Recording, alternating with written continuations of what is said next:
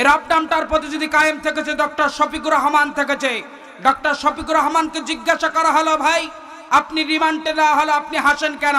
Doctor Shafiqur Rahman ডাক দিয়ে বলতে লাগলেন, ভাইরা যুগে যুগে যত নবী রাসূল এসেছে সবাই ঈমানের পরীক্ষা দিয়েছে, আমাকে ঈমানের পরীক্ষা দিতে হবে। রংপুরবাসী ভালো করে শুনে রাখবেন, আপনাকে আমাকেও এই ঈমানের পরীক্ষা দিতে হবে। যদি দিতে হয় কারা কারা বুকের তাজে রক্ত দিতে তৈয়ার আছেন, দু হাত তুলে আল্লাহকে দেখাইয়া দেন। সত্যি করে বলছি, তোমরা যারা আলেম ওলামাকে নিয়ে ষড়যন্ত্র করো, আলেমদেরকে মিথ্যা মামলা দিয়ে জেলখানায় বন্দী করো, ওই জেলখানা তোমাদের জন্য তৈয়ার হয়ে আছে, সময়ের অপেক্ষায়। অপেক্ষায় থাকো, ওই জেলখানার ভাত তোমাকেও খেতে হবে। কথা বলেন ঠিক কিনা? আল্লাহে এই আল্লাহর কোরআন শরীফটা হাতে নিয়ে বলতেছি, প্রিয় গঙ্গাচড়াবাসী, আমি ভারতে ছিলাম 13 দিন। এমন কোন মাহফিলে গেলেই বলে না হুজুর আল্লামা সাঈদী কেমন আছে। প্রত্যেকটা মাহফিলেই মানুষ জিজ্ঞাসা করে, হুজুর আল্লামা সাঈদী, মামুনুল হক, কাজী ইব্রাহিম এরা কি জীবনেই ছাড়া পাবে না? আমি বলি, ভাই কোনো টেনশন নাই, নবী রাসূলরা ঈমানের পরীক্ষা দিয়েছেন, এরাও পরীক্ষা দিচ্ছেন ইনশাআল্লাহ। আল্লাহ বলেছে, আল্লাহু ইয়াসিমুকা মিনান নাস, আপনার দায়িত্ব হলো কোরআন বলা, কোরআন প্রচার করা, আমার দায়িত্ব হলো আপনাকে নিরাপত্তা দান করা। জোরে বলেন সুবহানাল্লাহ। তারাও বীরের বেশে ফিরে আসবে। মাননীয় প্রধানমন্ত্রী শেখ হাসিনা বলেছে 23 সাল দুর্ভিক্ষের সাল। আমরা প্রধানমন্ত্রীকে স্যালুট জানাই, শ্রদ্ধা জানাই। আমি প্রধানমন্ত্রীকে বলবো, ও 18 কোটি মানুষের প্রধানমন্ত্রী, ভালো করে শুনে রাখবেন, আমাদের জননী আপনাকে মা বলে সম্বোধন করতে চাই। আপনি যদি অভাব কাটিয়ে উঠতে চান, যারা কোরআনের পাখি জেলখানায় বন্দী আছে তাদেরকে ছেড়ে দেন। দেখবেন এই মাজলুমরা জেলখানায় বসে যত দোয়া করে তত আসমান থেকে গজব নাজিল হয়। কথা বলেন ঠিক কিনা? তারা যতক্ষণ পর্যন্ত বাংলার আকাশে, মুক্ত আকাশের নিচে ছাড়া পাবে না, ততক্ষণ বাংলাদেশ নিরাপদ যুক্ত।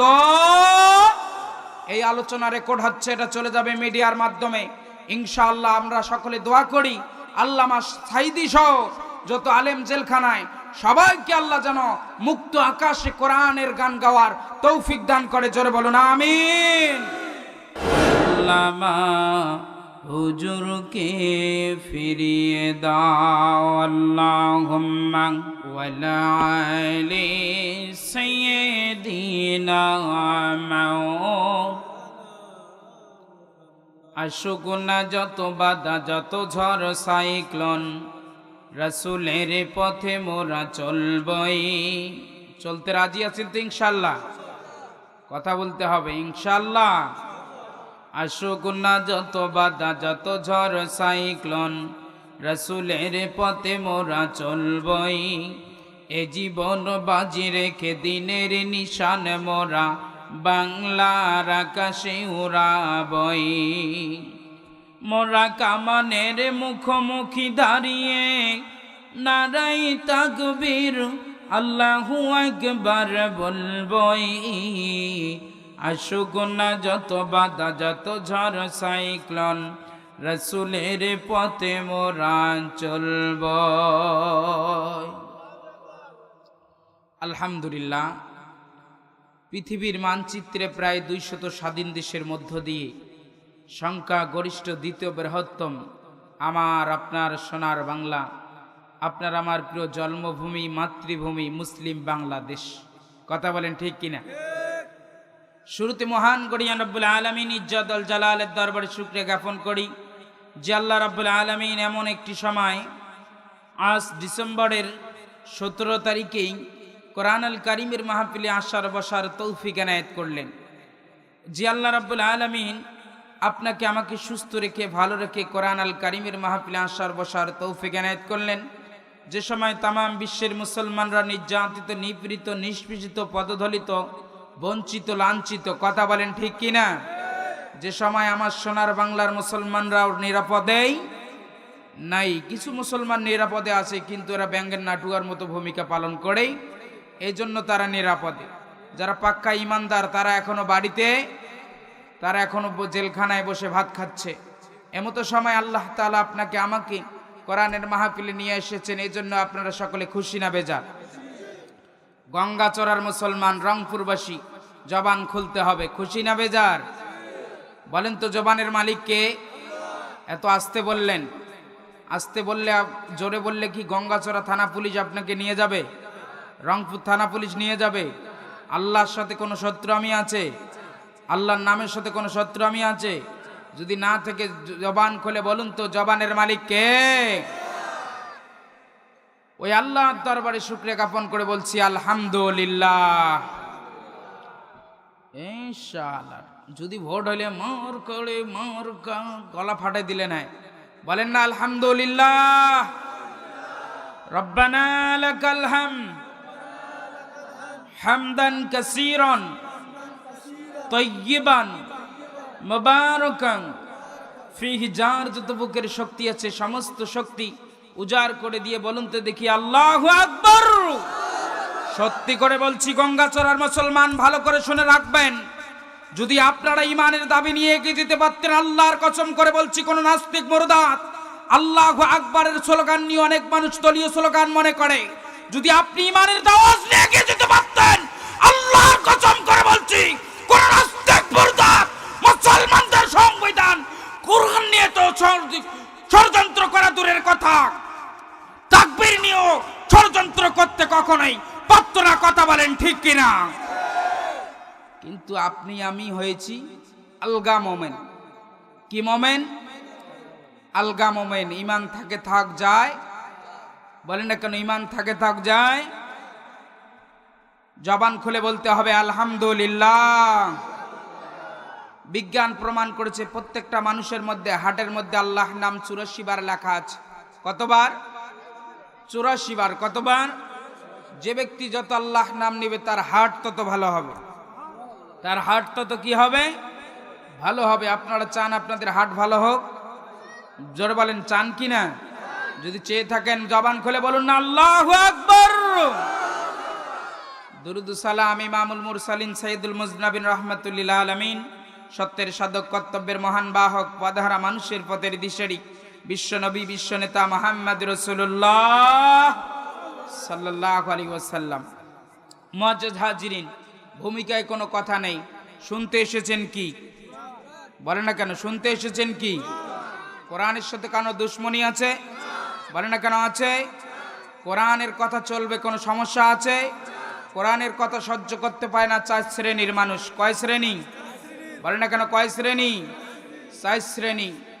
1 নম্বর শ্রেণী হচ্ছে চোর। 1 নম্বর শ্রেণী কারা? চোর জানে সমাজে যদি কোরআনের আইন প্রতিষ্ঠা হয় আমার কানাডা বেগম পাড়ায় বাড়ি হবে। বলে না কেন? হবে কি? এই সমাজ চোর এজন্য ভালোভাবে জানে সমাজে যদি কোরআনের আইন প্রতিষ্ঠিত হয় আমার এই হাত থাকবে, এই জন্য চোর কোরআনের বিরোধিতা করে। আর 3 শ্রেণীর কথা আপনারা কি শুনবেন? শুনবেন কি ইনশাআল্লাহ? জানতে চাচ্ছি এই মাহফিলে এসেছেন কার সন্তুষ্টির জন্য? এ বাবা জবান খুলে বলুন কার? আমি 13 তারিখ ইন্ডিয়া থেকে এসেছি। ইন্ডিয়া থেকে এসে দেখলাম, ইন্ডিয়াতে গিয়ে দেখলাম বর্তমান তো খেলা চলছে, আর্জেন্টিনা ব্রাজিলের কোনো পতাকা নাই। চিন্তা হলো আমার, আহারে আমার দেশে যুবকেরা এই লম্বা লম্বা বাঁশি মুকুট ঢুকাইছে আর চলছেই, একটা নাই দুইটা নাই, কার ঘুম ভাঙে ভাঙুক, কোনো টেনশন চলছে। কিন্তু ইন্ডিয়া গিয়ে দেখলাম কোনো পতাকা নাই। আফসোস হলো আমার সোনার বাংলাদেশে এই আর্জেন্টিনা ব্রাজিলের পতাকা আছে কিন্তু ইন্ডিয়াতে নাই, এজন্য আফসোস হলো। আগামীকাল তো ফাইনাল খেলা, আপনারা এই খেলা দেখতে যাবেন, এজন্য গলাটা ভাঙাচ্ছেন না নাকি? নাকি এই খেলা দেখতে যাবেন এজন্য আপনাদের কষ্ট হচ্ছে? বলেন না কেন কষ্ট হয়? আমার সাথে একটু কথা বলবেন। মাহফিলে এসেছেন কার সন্তুষ্টির জন্য? বলেন কার সন্তুষ্টি?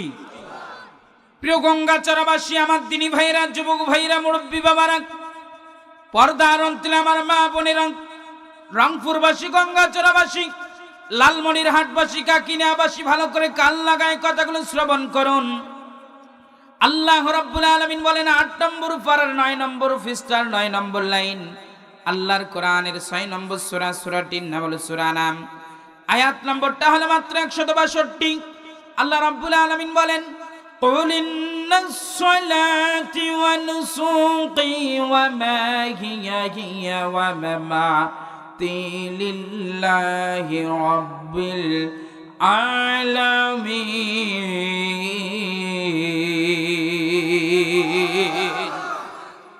আল্লাহ রাব্বুল আলামিন বলেন কুল হে নবী আপনি আপনার উম্মতগুলোকে বলে দেন আপনার উম্মতের নামাজগুলো যেন হয় আমি আল্লাহর জন্য। গঙ্গাচড়াবাসী জোরে বলুন তো, আওয়াজ তুলে বলুন তো, আমরা নামাজ পড়ি কার সন্তুষ্টির জন্য? আল্লাহ কেন বললেন নামাজগুলো যেন হয় আল্লাহর জন্য? তার কারণ এক একটা নেতা ভোটের নামাজ 4 বার 5 বার করে পড়ে, এক একটা নেতা আসরের নামাজ 6 বার হয়ে গেলে পড়ে। যেখানে যায় না কেন ভাই আগে নামাজ তারপরে ভোটের আলাপ, আছে না নাই? অনেক মানুষ গরু কুরবানি দেয় মানুষকে দেখানোর জন্য। এই জন্য আল্লাহ বললেন নবী কি আপনার উম্মতগুলোকে বলে দেন আপনার উম্মতের নামাজগুলো যেন হয় আমি আল্লাহর জন্য, আপনার উম্মতের গরুর কুরবানিগুলো যেন হয় আমি আল্লাহর জন্য, আপনার উম্মতের সময়ের কুরবানিগুলো যেন হয় আমি আল্লাহর জন্য, আপনার উম্মতের বেঁচে থাকা মরে যাওয়া সমস্ত কিছু যদি আমি আল্লাহর জন্য হতে পারে নবী হে আপনার উম্মতের গুলোকে নিয়ে টেনশন করতে হবে না, আপনার উম্মতগুলোকে নিয়ে ভাবনা করতে হবে না। আপনার উম্মতগুলো আমার বান্দাগুলো দুনিয়া শরীফে চলে আসার সাথে সাথে আমি আল্লাহ রাব্বুল আলামিনের বিশাল জান্নাতের মালিক হয়ে যাবে। আল্লাহ রাব্বুল আলামিন বলেন 24 নম্বর পারার 19 নম্বর পৃষ্ঠার 3 নম্বর লাইন আল্লাহর কোরআনের 41 নম্বর সূরা, সূরাটির নাম হলো সূরা হামিম, সেজদা আয়াত নম্বরটা হলো মাত্র 30। আল্লাহ রাব্বুল আলামিন বলেন ইন্নাল্লাযীনা ক্বালু রাব্বুনাল্লাহু সুম্মা ইসতাকামু তাতানাজ্জালু আলাইহিমুল মালায়েকা আল্লা তাখাফু ওয়া লা তাহজানু وَأَبْشِرُوا بِالْجَنَّةِ الَّتِي كُنتُمْ تُوعَدُونَ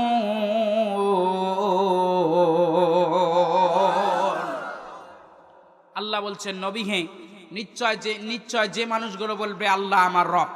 প্রিয় গঙ্গাচড়াবাসী আওয়াজ তুলে বলুন আপনার আমার রবকে,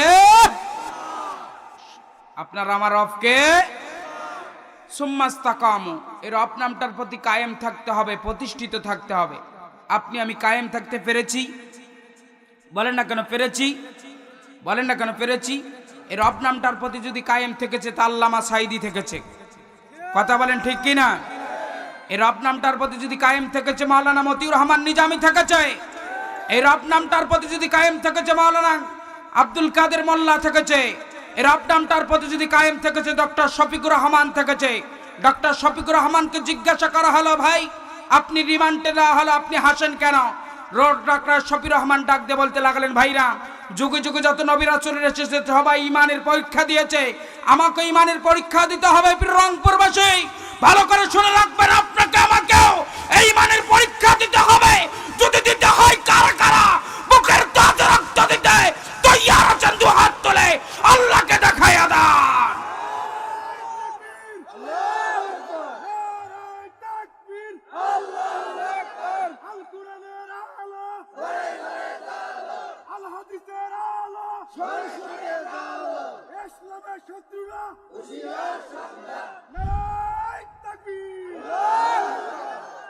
কষ্ট পাইলেন, রাগ করলেন? আদা পাগলা বলে করছে বিবাহ। কায় বিবাহ করছে একটু বুঝুন। আমার মুখে দাড়ি নেই বোধহয় আপনারা আমাকে হিসাব করতেছেন মনে হয় না। আপনাদের দোয়ায় ইনশাআল্লাহ প্রত্যেক দিন প্রোগ্রাম মঞ্জুরুল ভাই জানে। এই যে আপনাদের আশরাফুল কথা বলে গেল না ভাই, ওর মাদ্রাসাও আমার মাহফিল 22শে ডিসেম্বর। শুনুন আদা পাগলা করছে বলে বিবাহ। কে বিবাহ করছে? এই আদা পাগলা বিবাহ করার পরে গেছে শ্বশুর বাড়ি। কার বাড়ি? কথা বলে না কেন? কার বাড়ি? বিবাহ করার পরে গেছে শ্বশুর বাড়ি। দেখবেন মা আর মেয়ে মহাব্বত কিন্তু আলাদা হয়, তাই না ভাই? আলাদা হয় কিনা? চাচা কি কথা বলেন না কেন ভাই? মার মেয়ে মহাব্বত আছে না নাই? তাই যখন বাবার বাড়ি থেকে স্বামীর বাড়ি যাচ্ছে মা একটু বেটির গালা ধরি কাঁদতেছে, তাহলে আদা পাগলা জামাই এলা কয়েছে, মা কেনে কান্দেন মা, তোমারও বেটি যেটা আমারও বেটি সেটা। কেনে কান্দেন মা, তোমারও বেটি যেটা আমারও বেটি সেইটা। এই আদা পাগলার মতো যদি আপনারা বুঝেন বলে হুজুর রাজনীতি করে, তাহলে তো আর হবে না। হবে কি ভাই বলুন, বলেন না কেন, হবে কি? আমাদের সমাজে কিছু মানুষ আছে দেওয়ানি, আছে না?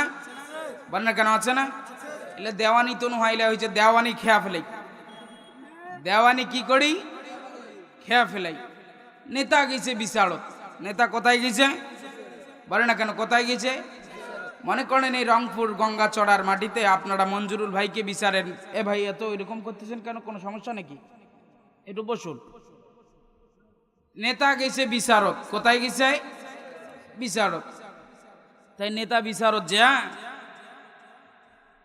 মঞ্জুর ইমাম সাহেবক দেখি একে নাই মাথার বলেন শট, হ্যাঁ মৌলবি কেন বিচারত, মৌলবি কেন বিচারত? তার কারণ মৌলবি থাকলে তো এই যে মাল নেওয়া যাবে না, বোঝেন নাই? এই মাল নিবার পাইছে না, আর মাথা গরম হয়ে গেছে। তো এই এমন সময় মৌলবি আছে বিচারত, এমন সময় তো মাল নেওয়া যাচ্ছে না। ওই বেচারা প্রসাব করিবার গেছে আগের তারপর। কি করিবার গেছে? প্রসাব করে গেছে। আগার দিন হয়েছে বৃষ্টি। প্রসাব করে দেখে চারিপাশে ধোঁয়া, কোনো নেতা মানসি একটা কিছু না নিলে কেমন হয় না, তাই না? তা দেখেছে কোনো টিস্যু নাই, পাশে একটা টিস্যু দেখা যাচ্ছে আদা ভিজার মতো।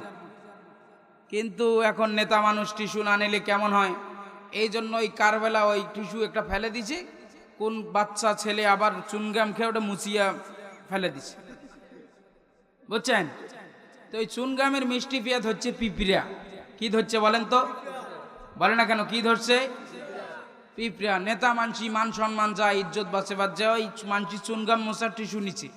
টিস্যু নিয়ে পিঁপড়া যখন ইঞ্জেকশন দিয়ে দিচ্ছে জাগা মতো, হ্যাঁ রাগ হয়ে গেছে, হ্যাঁ মৌলবি কেন বিচারত, মৌলবি কেন বিচারত, মৌলবি কেন বিচারত। আরে তুই টিস্যু নিবুতে মানসির চুনগাম মশা টিস্যু, কথা বলেন ঠিক কিনা? তো ইমাম সাহেবক যা কইছে আগামীকাল সকাল 10টা। কয়টা? বলে না কেন কয়টা? আগামীকাল সকাল 10টা। হাত ভাঙ্গি পাওয়ার ধরে দিবে। হাত ভাঙ্গি কিশোর ধরে দিবে? হুজুরের মাথা ঘুরে গেছে, এটা কোন কথা রে, হাত ভাঙ্গি কেমন মানুষের পাওয়ার ধরে দেয়? মানুষ না হলে পাও ভাঙ্গি হাতত ধরে দিবে, তাই না ভাই? কিন্তু এই নেতা তো রাগের টেপে উল্টা পাল্টা বলে ফেলেছে, হাত ভাঙ্গি বলে পাওয়ার ধরে দিবে। হুজুর সাদা সরল মানুষ গেছে বাড়ির মধ্যে, ডেক দিয়ে বলতে লাগলেন, বিবি আমার নাকি হাত ভাঙ্গি পায়ে ধরে দিবে।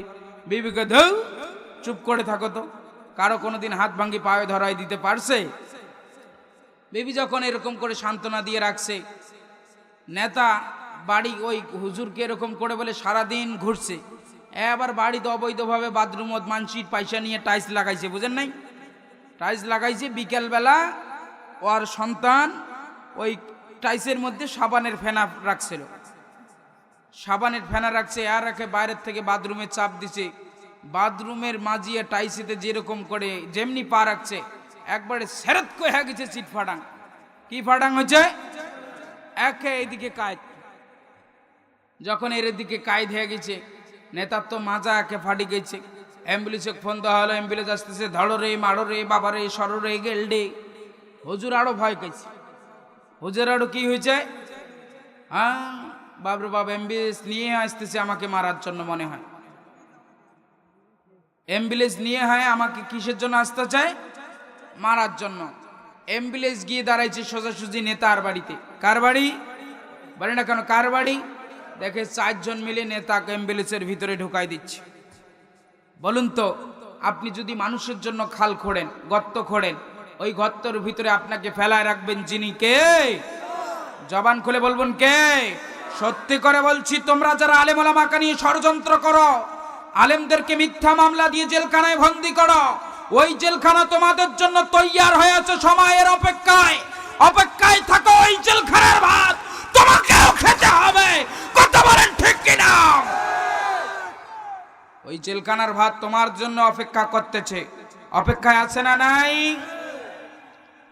আমি আপনাদের খেদমতে পবিত্র কোরআন আল কারিম থেকে একখানা আয়াতে কারিমা তেলাওয়াত করেছি। ইন্নালিল্লাহ 6 পারার 18 পৃষ্ঠার, ওইটা সরে রাখুন। 6 পারার 18 পৃষ্ঠার 10 লাইন আল্লাহর কোরআনের 5 নম্বর সূরা, সূরাটির নাম হলো সূরা আল মাহিদা। আয়াত নম্বরটা হলো 67। একটি মাত্র আয়াত তেলাওয়াত করেছি। বিশ্বনবীর হাদিস থেকে একখানা হাদিসে কারিমা তেলাওয়াত করেছি। আমার জন্য দোয়া করুন, আমার রব, আমার মালিক, আমার মনিব এমন কিছু কথা বলার তৌফিক দেয় যা আপনি আমি শুনে আমল করে এহকাল জীবনে শান্তি, পরকাল জীবনে মুক্তি লাভ করতে পারি। জোরে বলো না আমিন। আরো জোরে বলবেন না আমিন। আল্লাহ বলছেন, ইয়া আইয়ুহার রাসূল, ও রাসূল আমার নবী আমার, বাল্লিগ মা উনজিলা ইলাইকা মির রাব্বিক, আপনি তাবলীগ করুন। কি করুন? তাবলীগ করুন, এক কথা প্রচার করুন আমার পক্ষ থেকে আপনার প্রতি যা নাজিল হয়েছে। প্রিয় গঙ্গাচড়াবাসী, রংপুরবাসী, আওয়াজ তুলে বলুন তো, আল্লাহর পক্ষ থেকে বিশ্ব নবীর প্রতি যা নাজিল হয়েছে তার নাম, এত আস্তে বললেন, তার নাম কোরআন। ওয়াইল্লাম তাফআল ফামা বাল্লাগাতা রিসালাতাহু, হুজুর আপনি যদি কোরআনের প্রচার না করেন, প্রসার না করেন, আপনার রিসালাতের দায়িত্বে আপনার সঠিকভাবে পালিত হলো না। হুজুর আপনার আবু জেহেল, আবু লাহাব, উতবা, সাইবা, ওলীদ ইবনে মুগীরা এদেরকে দিকে ভয় হচ্ছে। হুজুর আপনার টেনশন করার কোনো কারণ নেই। আপনার দায়িত্ব হচ্ছে কোরআন বলা, কোরআন প্রচার করা। আমি আল্লাহর দায়িত্ব হলো আপনাকে নিরাপত্তা দান করা। কি রে এলে বুঝে না? জোরে বলেন সুবহানাল্লাহ। আল্লাহ আমাদের দায়িত্ব, আল্লাহর নবীর দায়িত্ব ছিল কোরআন পড়া, কোরআন প্রচার করা। আর আল্লাহর দায়িত্ব হলো নবীকে কি দেওয়া? নিরাপত্তা দেওয়া। কথা একটু বলুন, বলুন কি দেওয়া? নিরাপত্তা দান করা। প্রিয় গঙ্গাচড়াবাসী, যুবক ভাইরা, মুরব্বী বাবারা, আল্লাহ যদি কাউকে নিরাপত্তা দেয়, পৃথিবীর কোনো মানুষ আছে তাকে ঠেকিয়ে রাখতে পারে না? কেন? আছে, এরকম শক্তি আছে। আল্লাহর নবী বলেছেন, মান ক্বালা বিহি সাদাকা, যে ব্যক্তি কোরআন দিয়ে কথা বলে সে সত্য কথা বলে। কি কথা বলে? সত্য কথা বলে। ওমান হাকামা বিহি আদালা, যে ব্যক্তি কোরআন দিয়ে বিচার করে সে ন্যায় বিচার করে। যে কোরআন দিয়ে বিচার করে সে কি বিচার করে? বলুন তো, কোরআনের বিচার বাংলাদেশে আছে? ন্যায় বিচার আছে?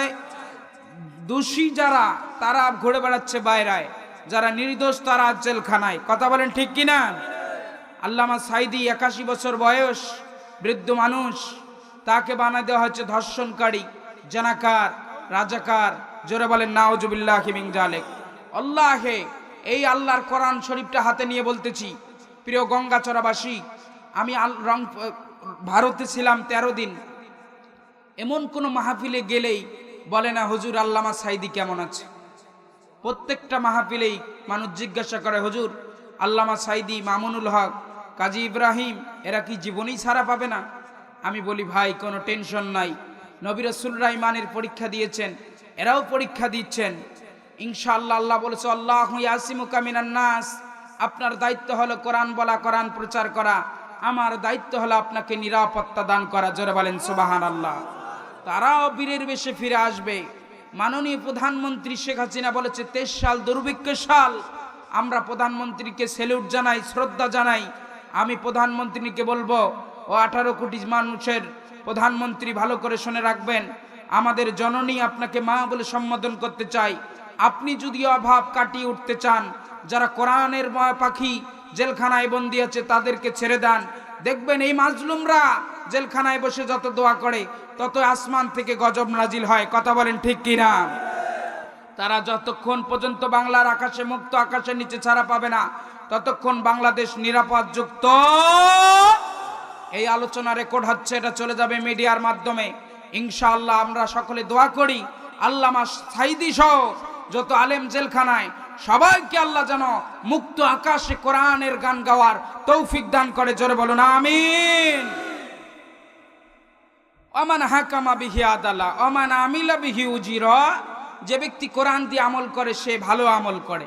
কি আমল করে? আমান দা ইলাইহি হাদা, সে ভালো আমল করে না, তাকে আল্লাহ রাব্বুল আলামিন হেদায়েতের উপরে রাখে। ফাকাদ হুদিয়া ইলা সিরাতিম মুস্তাকিম, যে হেদায়েতের উপরে থাকে তাদেরকে আল্লাহ তাআলা সিরাতুল মুস্তাকিমের পথে, সোজা সোজা পথে চলায়। জোরে বলেন সুবহানাল্লাহ। আর যারা এই পথে থাকবে তাদের জন্য আল্লাহর জান্নাত। জোরে বলেন সুবহানাল্লাহ। প্রিয় রংপুরবাসী, গঙ্গাচড়াবাসী, ভালো করে আওয়াজ তুলে বলুন, আল্লাহ নবী, বিশ্ব নবী মুহাম্মদ রাসূলুল্লাহ সাল্লাল্লাহু আলাইহি ওয়াসাল্লাম দায়িত্ব পেয়ে গেলেন কোরআন প্রচারের জন্য। অনেক সংক্ষিপ্ত কথা, অনেক অল্প সময়ের জন্য সংক্ষিপ্ত করে আলোচনাটুকু আপনাদের মাঝে উপহার দিতে চাই। আল্লাহ নবীর প্রতি দায়িত্ব এসে গেল, ইয়া আইয়ুহার রাসূলু বাল্লিগ মা উনজিলা ইলাইকা মির রাব্বিক ওয়া ইল্লাম তাফআল ফামা বাল্লাগতা রিসালাতাহু ওয়াল্লাহু ইয়াসিমুকা মিনান নাস। আল্লাহ রাব্বুল আলামিন জানিয়ে দিলেন, ইয়া আইয়ুহার রাসূল, রাসূল আমার, নবী আমার, বাল্লিগ মা উনজিলা ইলাইকা মির রাব্বিক, আপনার রব আপনার প্রতি যা নাজিল করেছে তা দিয়ে আপনি তাবলীগ করুন। আল্লাহ নবী বিশ্ব নবী মুহাম্মদ রাসূলুল্লাহ সাল্লাল্লাহু আলাইহি ওয়াসাল্লাম বলতে লাগলেন, দয়াবান আল্লাহ তাআলা, এই কিতাবের যদি আমি প্রচার না করি, এই কিতাবের যদি আমি প্রসার না করি, তাহলে আমার কি ক্ষতি হবে? আল্লাহ রাব্বুল আলামিন বললেন, ওয়াইল্লাং তাফআল ফামা বাল্লাগাতা রিসালাতাহু, হুজুর আপনি যদি কিতাব দিয়ে তাবলীগ না করেন, আপনার রিসালাতের দায়িত্ব সঠিকভাবে পালিত হবে না। হুজুর আপনার টেনশন করার কোনো কারণ নাই, আপনার চিন্তা করার কোনো কারণ নাই। আপনার দায়িত্ব হচ্ছে কোরআন প্রচার করা, আমি আল্লাহর দায়িত্ব হচ্ছে আপনাকে নিজ হাতে নিরাপত্তা দান করা। আল্লাহ নবী বিশ্ব নবী মুহাম্মদ রাসূলুল্লাহ সাল্লাল্লাহু আলাইহি ওয়াসাল্লাম দায়িত্ব পেয়ে গেলেন কোরআন প্রচারের জন্য। আল্লাহ রাব্বুল আলামিনকে ডাক দিয়ে বলতে লাগলেন, দয়াবান আল্লাহ, এই কিতাবখানা আমি জাতির মানুষের সামনে কেন প্রচার করব? এই কিতাবখানা প্রচার করলে জাতির মানুষের কি উপকার হবে? আল্লাহ রাব্বুল আলামিন বললেন, ৮ নম্বর পারার ৮ নম্বর পৃষ্ঠার ৯ নম্বর লাইন, আল্লাহর কোরআনের ৫ নম্বর সূরা, সূরাটির নাম হলো সূরা নাম, আয়াত নম্বরটা হলো মাত্র ১৫৫। আল্লাহ রাব্বুল আলামিন বলেন, হাযা কিতাবুন আনসালনাহু মুবারাকুন ফাত্তাবিউহু ওয়াত্তাকু লাআল্লাকুম তুরহামুন।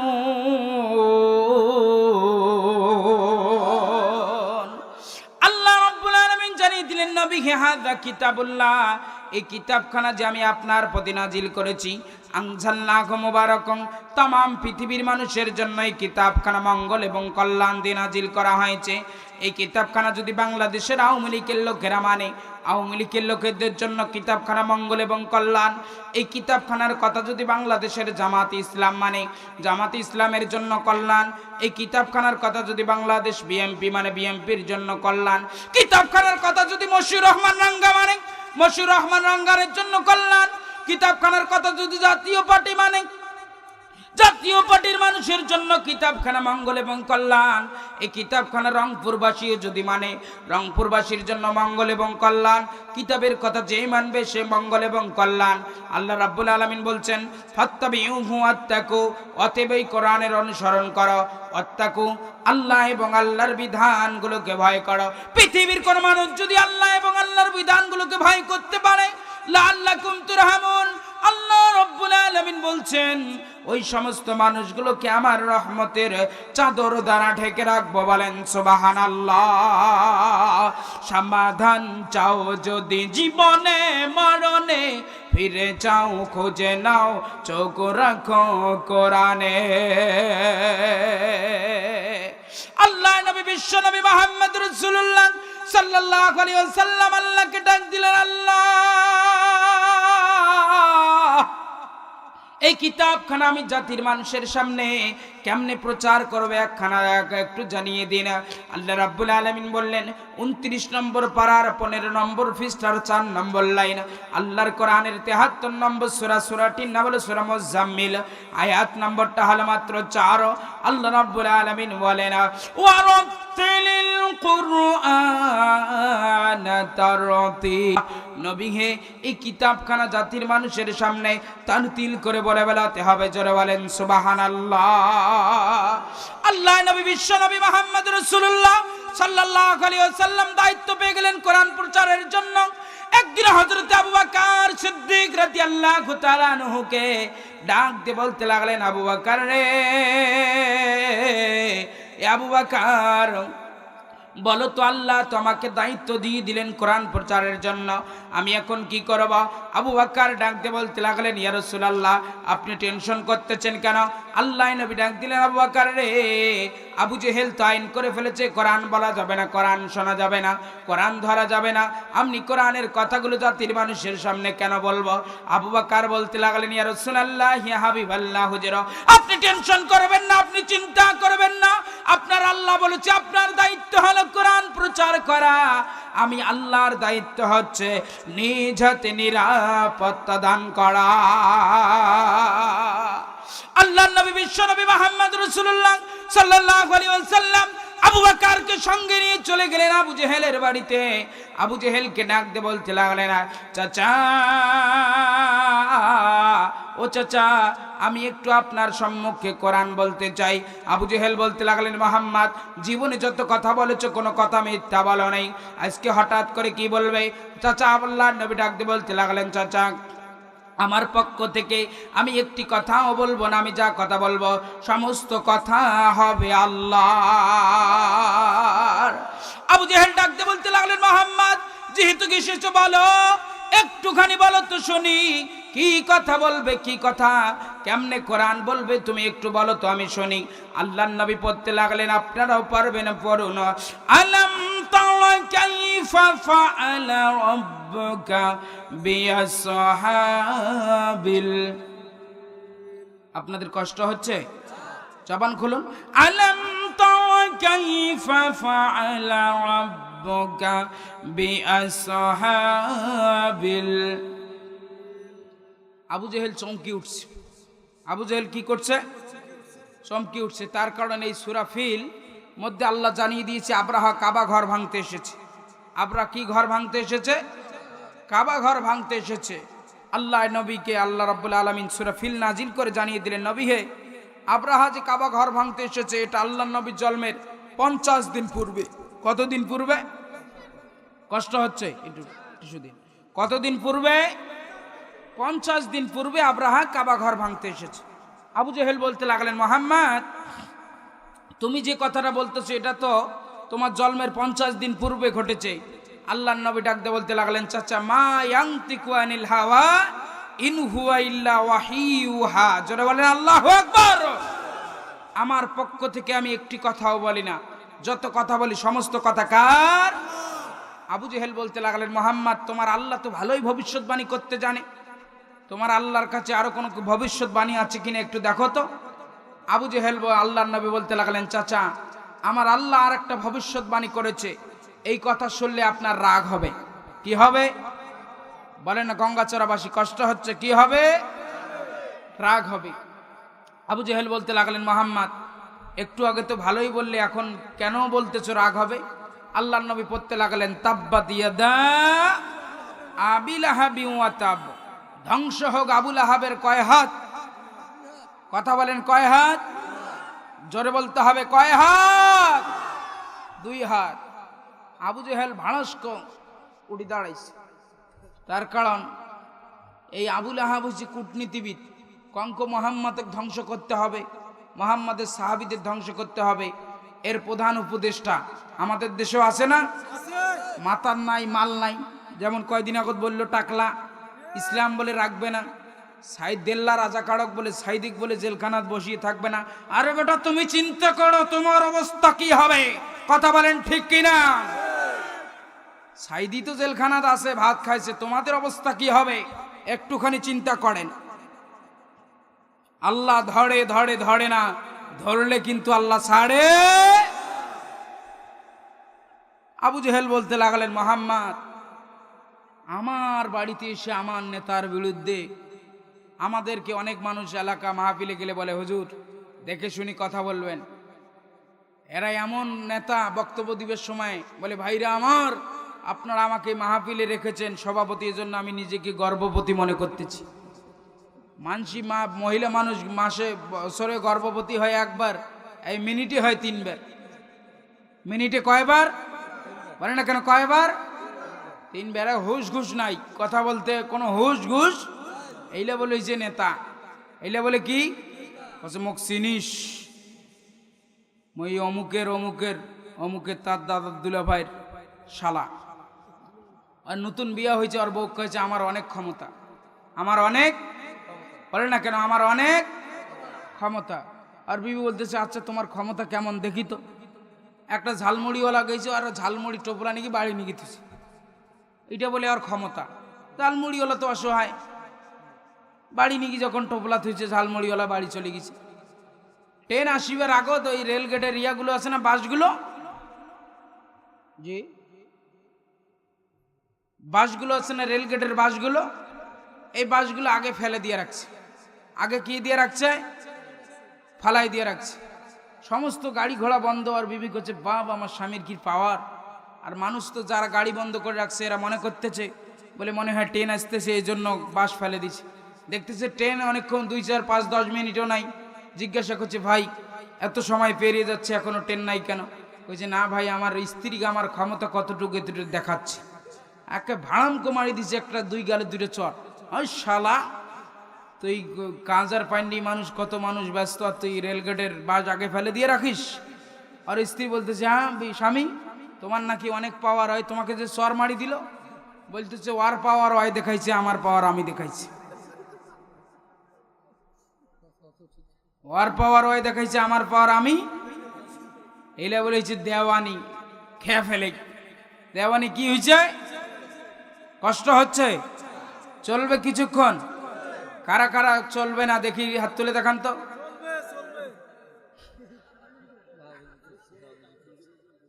কারা কারা চলার পক্ষে দেখি তো, লিল্লাহে তাকবীর। 2 হাত তুলে জবান খোলন, লিল্লাহে তাকবীর। হাত নামান। আবু জেহেল বলতে লাগলেন মোহাম্মদ তুমি আমার বাড়িতে এসে আমার নেতার বিরুদ্ধে বলো, বিষয়টা কেমন হয়ে গেল? আল্লাহর নবী ডাকতে বলতে লাগলেন চাচা মা আগনা আনহু মালুহু ওমা কাসাব, আপনার নেতা যে কিছু মাল কামাইছে এটাও চলে যাবে। এটাও কি হবে? চলে যাবে। আপনার নেতার যে একটা সুন্দরী বিবি আছে, বউ আছে, বউয়ের সাথে বাদ দিয়ে মানসির দেখেন নাই কয়েকদিন আগত একটা ভিডিও ভাইরাল হয়েছে, দেখছেন কি আপনারা? কোনাবাড়ি পথ দিবার লোভে কি করছে দেখছেন তো আপনারা? যারা সামাজিক যোগাযোগ মাধ্যম চালান তারাই দেখেছেন। ঢাকা গাজীপুরের এক নেতা, দেখেন নাই আপনারা? দেখেছেন। তো এরকম করে আর আল্লাহর নবী যখন এই কথা বলতে লাগলেন, আবু জেহেল হয়ে গেছে রাগ। আবু জেহেল হয়ে কি গেছে? রাগ হয়ে গেছে। আবুল আহাবকে বলতে লাগলেন আবুল আহাব তোমার নাকি 2 হাত ধ্বংস হবে। আবুল আহাব কয় হ্যাঁ বেটা, আব্দুল্লাহ সালে মোহাম্মদ আমার দেশে খায়, আমার রাষ্ট্রে ক্ষমতায়, আর আমার বিরুদ্ধে গদ্দা করে, আমাদের বিরুদ্ধে গদ্দা করে।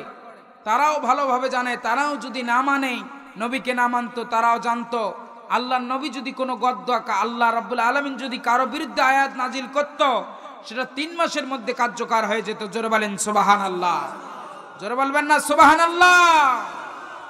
আল্লাহর নবী বিশ্ব নবী মুহাম্মদ রাসূলুল্লাহ সাল্লাল্লাহু আলাইহি ওয়াসাল্লাম যখন আবু জেহেলের বাড়িতে কথা বলে দিলেন, আল্লাহর নবী বিশ্ব নবী মুহাম্মদ রাসূলুল্লাহ সাল্লাল্লাহু আলাইহি ওয়াসাল্লামের বিরুদ্ধে আইন পাশ হয়ে গেল, কোরআনের বিরুদ্ধে আইন পাশ হয়ে গেল। আবু জেহেল, আবুল আহাব, ওলীদ ইবনে মুগিরা, আবু সুফিয়ান, ওলীদ ইবনে মুগিরা, 4 জন নেতা মিলে দারুন দ্বার বৈঠকে একটা আইন পাশ করে ফেললেন, যাতে কোরআন কেউ শুনতে না পারে, কেউ ধরতে না পারে, কেউ বলতে না পারে। আল্লাহ রাব্বুল আলামিন এই কথাটা কোট করে জানিয়ে দিলেন 24 নম্বর পারার 18 নম্বর পৃষ্ঠার 8 নম্বর লাইন, আল্লাহর কোরআনের 41 নম্বর সূরা, সূরাটির নাম হলো সূরা হামিম সেজদা, আয়াত নম্বরটা হলো মাত্র 26। আবু জেহেল আইন করে ফেলেছে, ওয়াকালাল্লাযীনা কাফারু লা তাসমাউ লিহাযাল কুরআন।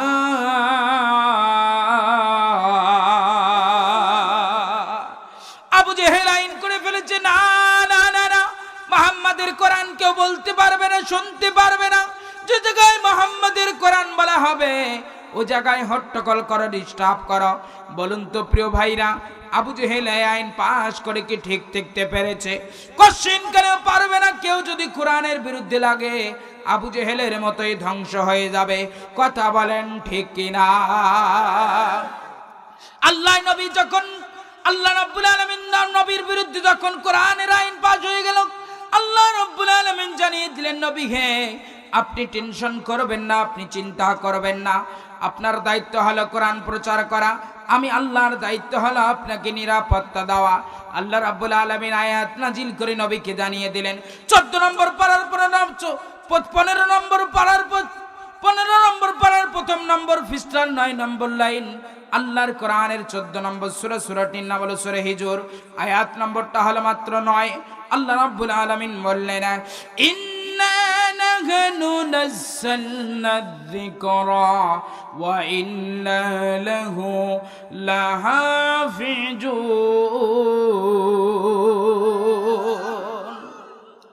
আল্লাহ রাব্বুল আলামিন জানিয়ে দিলেন, নবী হে, কোরআন আমি নাজিল করেছি, আর কোরআন হেফাজত করা, সংরক্ষণ করার দায়িত্ব আমি আল্লাহর। আল্লাহ নবী বিশ্ব নবী মুহাম্মদ রাসূলুল্লাহ সাল্লাল্লাহু আলাইহি ওয়াসাল্লাম যখন কোরআন পড়তে লাগলেন, আবু জেহেল চিন্তা করতে লাগলেন, আহারে মুহাম্মদকে কোন রকম করতে ঠকানো যাচ্ছে না, মুহাম্মাদের বিরুদ্ধে একটা আইন পাশ করা হোক। আবু জেহেল বলতে লাগলেন, আবু লাহাব, মুহাম্মদকে যে কোনো কায়দায় হলে ঠকাতে হবে, তার বিরুদ্ধে একটা আইন পাশ করে ফেলো। আল্লাহর নবীর বিরুদ্ধে 3টা আইন পাশ হয়ে গেল।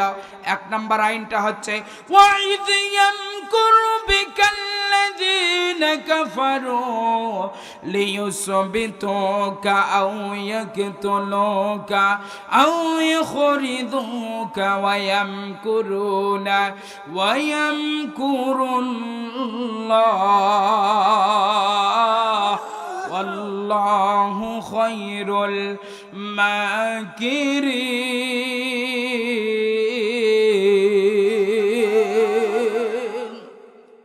আল্লাহর নবীর বিরুদ্ধে 3টা আইন হয়ে গেল। ওয়াইদ ইয়ামকুরু বিকাল্লাযীনা কাফারু, 1 নম্বর আইন হচ্ছে মুহাম্মদ কাফের মুশরিকরা আইন করে ফেললেন আল্লাহর নবীকে দুনিয়া হত্যা করে ফেলতে হবে। 2 নম্বর আইন হচ্ছে আল্লাহর নবীকে জেলখানায় বন্দী করে দিতে হবে। 3 নম্বর হচ্ছে আল্লাহর নবীর নাগরিকত্ব বাতিল করে দিয়ে বাইরের দেশে পাঠিয়ে দিতে হবে। প্রিয় ভাইরা, আবু জেহেল, আবু লাহাব, ওলীদ ইবনে মুগীরা যখন এরকম সিদ্ধান্ত দিয়ে দিল, রুকায়না ডাকতে বলতে আবু জেহেল, ওলীদ ইবনে মুগীরা বলতে লাগলেন, আবু জেহেল, তোমরা যদি আব্দুল্লাহ ছেলে মুহাম্মদকে জেলখানায় বন্দী করো, আব্দুল্লাহ ছেলে মুহাম্মদের কিছু শাগির্দ আছে, তারা বলবে জেলের তালা ভাঙবো, মুহাম্মদকে বের করে নিয়ে আসবো। এক কথায় তাকে জেলখানায় বন্দী করা যাবে না, তাকে হত্যা করে ফেলে দিতে হবে। আবু লাহাব ডাকতে বলতে লাগলেন, আবু জেহেল, ওলীদ ইবনে মুগীরা যে কথা বলেছে, কথা সত্য বলেছে। ওলীদ ইবনে মুগীরা বলতে লাগলেন, তাকে হত্যা করে ফেলো। আবু জেহেল বলতে লাগলেন, আবু লাহাব, ওলীদ ইবনে মুগীরা, ভালো করে শুনে রাখো তো, আব্দুল্লাহর ছেলে মুহাম্মদকে কেমনে হত্যা করা যাবে? আবু লাহাব ডাকতে বলতে লাগলেন, আবু জেহেল, আমার কাছে একটা বীর আছে, এই বীরটা সকালবেলা দৈনিক 8টা ভেড়া দিয়ে নাস্তা খায়। জোরে বলেন, কয়টা ভেড়া? 8টা ভেড়া দিয়ে নাস্তা খায়। এই বীরের কাছে আমরা চলে যাব, বীরকে গিয়ে বলবো আবিদ ধরবে, আর আব্দুল্লাহ ছেলে মুহাম্মদকে দুনিয়া ছেড়ে বিদায় করে দিবে। প্রিয় গঙ্গাচড়াবাসী, একবার আওয়াজ তুলে বলুন তো, হায়াতের মালিক কে? আল্লাহর নবী বিশ্ব নবী মুহাম্মদ রাসূলুল্লাহ সাল্লাল্লাহু আলাইহি ওয়াসাল্লামকে মারার জন্য চক্রান্ত হয়ে গেল, সিদ্ধান্ত হয়ে গেল। আবু জেহেল, আবু লাহাব, ওলীদ ইবনে মুগীরা মিলে চলে গেলেন বীরের বাড়িতে। বীরের নাম ছিলেন রুকায়না, বীরের বাড়ি ছিল ইয়ামেন। ইয়ামেন গিয়ে বীরকে ডাকতে বলতে লাগলেন, বীর, আমার দেশে একটা পাগল আছে, পাগলটাকে হত্যা করে দিতে হবে, পাগলটাকে মেরে ফেলে দিতে হবে। রুকায়না ডাকতে বলতে লাগলেন, আবু জেহেল, আবু লাহাব, ওলীদ ইবনে মুগীরা, পাগলকে মারার জন্য দেশের রাষ্ট্রপ্রধান কখনো আসে না, পাগলকে মারার জন্য ধর্মমন্ত্রী, অর্থমন্ত্রী কখনো আসে না, তোমরা কেন এসেছো? মেহেরবানি করে খুলে খুলে বলো।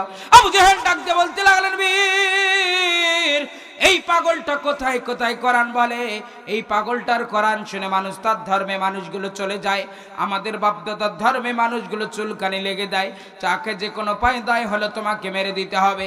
আল্লাহর নবীকে মারার জন্য যখন চক্রান্ত হয়ে গেল, সিদ্ধান্ত হয়ে গেল, আল্লাহর নবীকে মারার জন্য যখন এইভাবে সিদ্ধান্ত হয়ে গেল, বীর ডাকতে বলতে লাগলেন, আবু জেহেল, আবু লাহাব, আব্দুল্লাহ ছেলেকে আমাকে মারলে আমার কি উপকার হবে?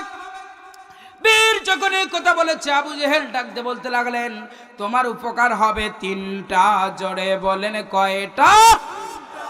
1 নম্বর উপকার হচ্ছে মক্কা মদিনার খেজুর তোমার যেমনি ইচ্ছা তেমনি ব্যবহার করবে। 2 নাম্বার হচ্ছে মক্কা মদিনার সৈন্য তোমার যে দেশে পাঠানো দরকার সে দেশে পাঠিয়ে দিবে। 3 নাম্বার হচ্ছে তোমাকে 70টি লাল উট পুরস্কৃত করা হবে।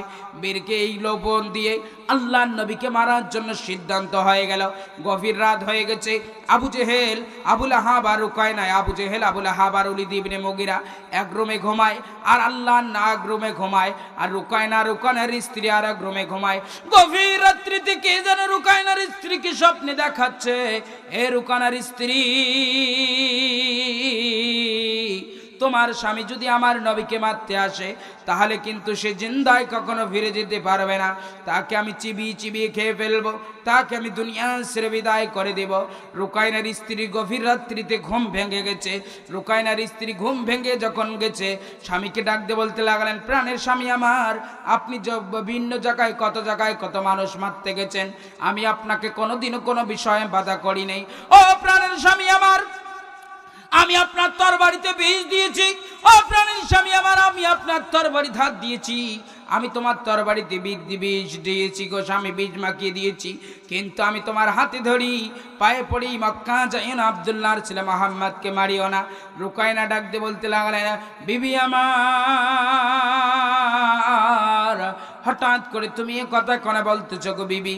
আল্লাহ, রুকায়না যখন এ কথা বলেছে, বিবি ডাক দিয়ে বলতে লাগলেন, স্বামী গো, কে যেন আমাকে গভীর রাত্রিতে স্বপ্ন দেখাচ্ছে।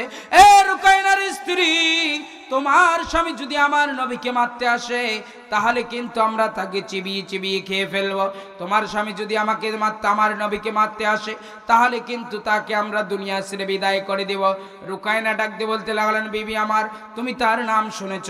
বিবির কথা শুনে, রুকায়নার কথা শুনে বিবি ডাক দিয়ে বলতে লাগলেন, স্বামী গো, আমি তার নাম শুনেছি, তার নাম নাকি হচ্ছে হযরতে আলী। রুকায়না ডাক দিয়ে বলতে লাগলেন, বিবি, তুমি তার নাম শুনেছ, তুমি তার চেহারার একটু বর্ণনা কি দিতে পারবে?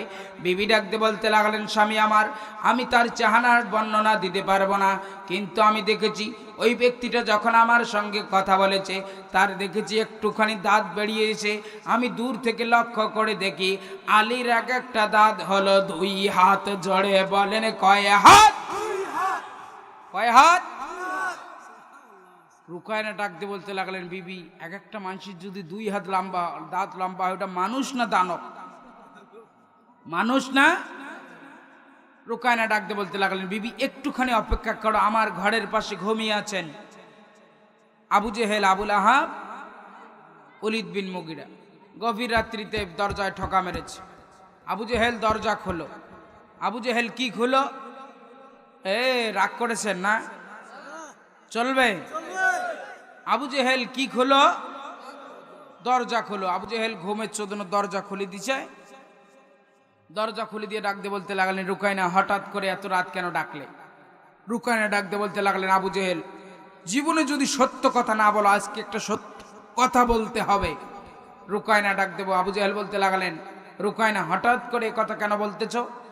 আবু জেহেল বলতে লাগলেন, রুকায়না বলতে লাগলেন, আবু জেহেল, ভালো করে বলতে হবে, মুহাম্মদ আলীর কি হয়? সুবহানাল্লাহ বলবেন না?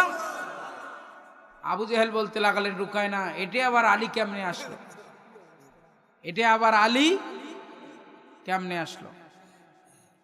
রুকায়না ডাক দিয়ে বলতে লাগলেন, আবু জেহেল, সত্যি করে বলো, রুকায়না আলীর কি, মুহাম্মদ আলীর কি হয়? আবু জেহেল বলতে লাগলেন, রুকায়না, মুহাম্মাদের আলী আপন চাচাতো ভাই এবং নিজ জামাই। সুবহানাল্লাহ বলবেন না?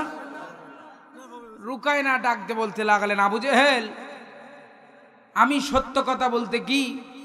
রুকায়না বলেছিল, আবু জেহেল, সত্য কথা বলো, আলীর দাঁত কয় হাত বড়, কত বড়? আবু জেহেল বলতে লাগলেন, রুকায়না, আলীর দাঁতের কোনো ঠিক বলে না কেন? আলীর দাঁতের কোনো ঠিক? ওর দাঁত যখন যেমন তখন তেমন। ভাই বসুন। আবু জেহেল বলতে লাগলেন, রুকায়না বলতে লাগলেন, আবু জেহেল, মক্কা যাব না, তোমার ভাতিজাকে মারবো। আবু জেহেল পড়ে গেছে বেকায়দায়, আহারে, মক্কা যাবে না, তোমার ভাতিজাকে মারবে না, এটা কেমন কথা? আবুল আহাব এই জাড়ুয়া ছোঁয়া ছিল রুকায়না, এর বাপের কোনো ঠিক নেই। দেখবেন যায় আলেমদের বিরুদ্ধে কথা বলবে, আর ডিএনএ টেস্ট করে দেখলে ওর ভেজাল আছে। কি আছে? ভেজা। তার কারণ আলেমরা হচ্ছে নবীর ওয়ারিস। কারা? নবীর ওয়ারিস। সেদিন এক লোক কয়েছে, ভাই মহাজ্জানের কোনো দামে নাই। তা আমি অগেলা কইলাম বলে, ভাই এক মহাজ্জান বলে আজান দিয়ে জিয়া পানের দোকান করে। আজান দিয়ে জিয়া কিসের দোকান করে? তো একদিন কুমুরি ধরি বলেছে, হ্যাঁ হুজুর তোমার আজান দিয়ে নামাজ পড়েন না, পানের দোকান করেন। কইছে 300 টাকা আজান, আরফির নামাজ। তো এরকম আবু জেহেল বলতে লাগালেন, রুকায় না, আলীকে আটকানোর দায়িত্ব আমার। আলীকে আটকানোর দায়িত্ব কার? আর আব্দুল্লাহ ছেলে মোহাম্মদকে মারার দায়িত্ব তোমার। প্রিয় গঙ্গাচড়াবাসী, একবার আওয়াজ তুলে বলুন তো, হায়াতের মালিক কে? আল্লাহ বলছেন 29 নম্বর পারার 1 নম্বর পৃষ্ঠার 2 নম্বর লাইন, আল্লাহর কোরআনের 73 নম্বর সূরা, সূরাটির নাম হলো আল্লাহর কোরআনের 67 নম্বর সূরা, সূরাটির নাম হলো সূরা মুলুক, আয়াত নম্বর 2, আল্লাযী খালাকাল মাউতা ওয়াল হায়াতা লিয়াবলুয়াকুম আইয়ুকুম আহসানু আমালা। হায়াত এবং মৌতের মালিক কে?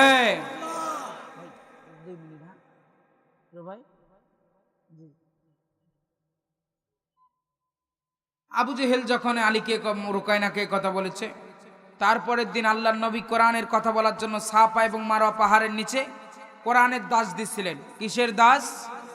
কোরআনের দাস। আবু জেহেল এসে বলতে লাগলেন, শুনুন একটু চুপ থাকুন। আবু জেহেল এসে বলতে লাগলেন, মুহাম্মদ আমি আজরাইল নিয়ে এসেছি ভাড়া করে। আজরাইল নিয়ে এসেছি কি? তোমাকে আগামীকাল মেরে ফেলা হবে, যাও কিছু খেয়ে আসো। বলুন তো গঙ্গা চড়ার ভাইরা, আজরাইল কি ভাড়ায় পাওয়া যায়? বলে না কেন ভাড়ায় পাওয়া যায়? মনে করুন এই মঞ্চে আপনারা সিদ্ধান্ত নিয়েছেন আমাকে মেরে ফেলবেন। জোরে বলুন তো, আল্লাহ যদি আমাকে বাঁচিয়ে রাখে, সিদ্ধান্ত কবুল হবে কার? আপনার টেনশন করবেন না, আল্লামা সাঈদীর ফাঁসি হবে না। বলেছিলেন ডক্টর এনায়েতুল্লাহ আব্বাসী, বলেছিলেন ডক্টর এনায়েতুল্লাহ আব্বাসী। উনি একজন পীর সাহেব মানুষ। আজ আমির হামজা জেলখানায়, তার ছোট্ট 2টি সন্তান। ও বাংলার মানুষ, আমি ইন্ডিয়া থাকা অবস্থায় আমার মেয়ে, আমি যখন আমার ওয়াইফের সাথে কথা বলি, আমার মেয়ে খালি একবার ডাক দিছে বাবা। আমার তো শুনি মাথার ব্রেন শর্ট হয়ে গেছে। ইন্ডিয়া থেকে বাংলা সিমে কথা বলতে গেলে 18 টাকা মিনিট কাটে। কয় টাকা? 18 টাকা মিনিট খরচ করে আমার মেয়ের সাথে আমি কথা বলেছি। তো সেতে ওই রকমই আমির হামজা ভাইয়ের 2টি মেয়ে, আজ ছোট্ট সন্তান, বাবা থাকতেও ইতিম, বাবা থাকতেও ইতিম।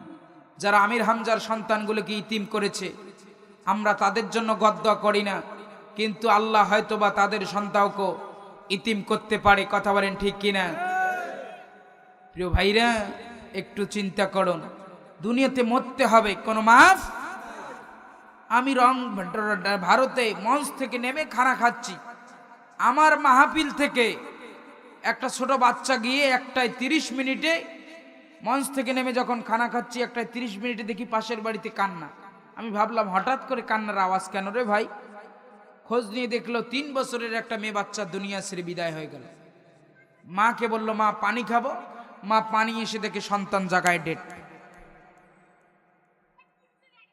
মানুষ তো মরার তোয়াক্কা করে, বলে না কেন করে? কি যদি করতো আল্লামা সাঈদী, মিজানুর রহমান আজাহারি, আমির হামজা, মুফতি কাজী ইব্রাহিম, মামুনুল হক, এই মানুষগুলো মিথ্যা মামলা দিতে পারতো না। কথা বলেন ঠিক কিনা?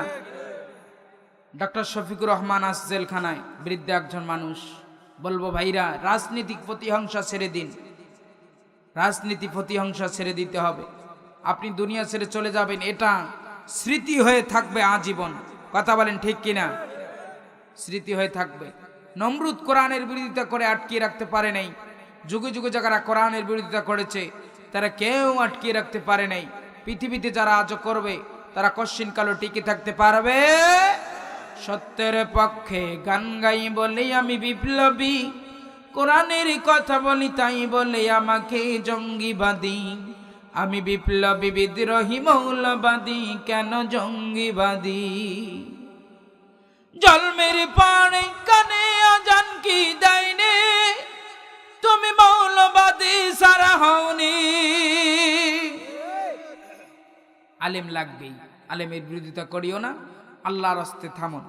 আমার কথাবার্তায় যদি আপনারা কষ্ট পেয়ে থাকেন, আল্লাহর হস্তে ক্ষমা সুন্দর দৃষ্টিতে দেখবেন আমি ছোট্ট মানুষ, আমার জন্য দোয়া করবেন না ইনশাআল্লাহ? বলবেন না, করবেন না ইনশাআল্লাহ? আমি আপনাদের কাছ থেকে বিদায় নিয়ে আমার আলোচনা সর্বপ্রথম আমাকে এবং আপনাকে আমল করার তৌফিক দান করুক, জোরে বলুন আমিন। আমার নম্বর আপনাদের দিচ্ছি 01785429356, নম্বরটি লিখে নিতে পারেন 01785429356। আমার কার্ড আছে, আমার সাথে যোগাযোগ করবেন। আল্লাহ যদি কোনো একদিন কথা বলার তৌফিক দেয় ইনশাআল্লাহ কথা বলবো। ওয়া আখির দাওয়ানা আনিল হামদুলিল্লাহি রাব্বিল আলামিন। আসসালামু আলাইকুম রাহমাতুল্লাহ ওয়া মা আলাইনা ইল্লাল বালাগ। সকলে ভালো থাকবেন ইনশাআল্লাহ।